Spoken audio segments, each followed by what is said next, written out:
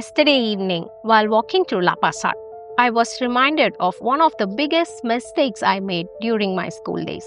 But before I tell you, let's see how many can do this challenge. Can you hold your food and not take a bite for the next 10 seconds? I couldn't have done this as a child. I would open a book, take a bite, sip water after almost every mouthful, and somehow finish an entire meal without really tasting it. Eating wasn't something I enjoyed. It was just another task to finish before the bell rang. Yesterday, as I watched people eating around me, I realized many of us are still doing exactly the same thing. And years later, I discovered 4 simple steps that completely changed the way I eat. Today, I would like to share them with you. I am Ranjani, a certified yoga therapist and author of Yogic Secrets of Eating. If you're still holding your food, well then, now let's take the experiment one step further. Just look at it. How long can you simply look at your food without eating it? Just notice its color, its shape, its texture. Is your mind already telling you to eat it? Most people can't even wait 10 seconds. Now take one small bite. But don't swallow immediately. Can you notice the flavor changing, the texture, or is your mind already asking for the next bite? If you found that difficult, you are not alone. Looking back, I don't think anyone ever taught us how to eat. We learned maths, science, but nobody ever said, before you eat, pause. I wish someone had taught me that years ago. So let me share it with you now. The first step, before every meal, pause. Take 3 slow breaths. That's all. Those 3 breaths won't change what's on your plate, but they may change how much you eat and why you eat even if you're not hungry. And that's just the first step. The second mistake I used to make was taking huge mouthfuls of food. This reminds me of a story one of my students shared with me. Her mother-in-law and her husband ate the exact same meal at the same table every day. Her mother-in-law would always appreciate how delicious the food was. Her husband would simply finish eating and walk away. At first, she thought maybe he just didn't enjoy the food she prepared. But that wasn't the reason.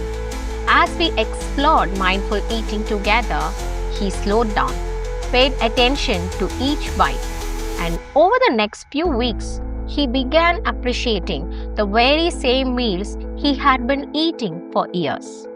The food never changed. The way he ate had. And that's the second step. Don't rush your meals.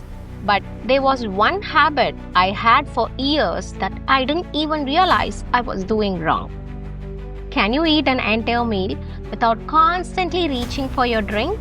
I couldn't. The third habit is one I carried from childhood. After almost every bite, I would take a sip of water. Not because I was thirsty, but because it made swallowing the food easier. That habit stayed with me through school and even into college. Looking back, I realized I was filling my stomach with water before I had even finished my meal.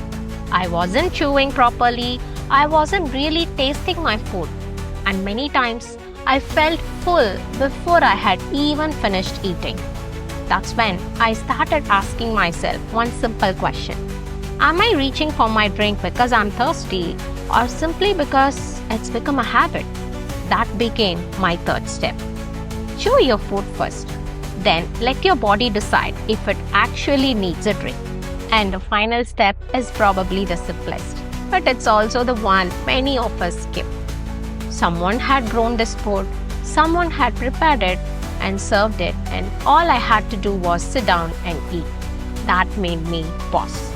So before every meal, now I take one slow breath and silently say thank you. Not because the food changes, but because I do. Gratitude slows me down.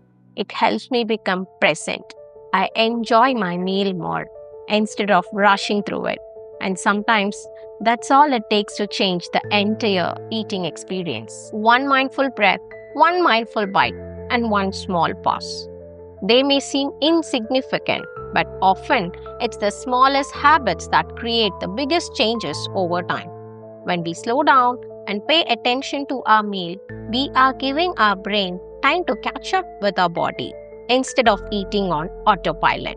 We become more aware of hunger, fullness, and satisfaction.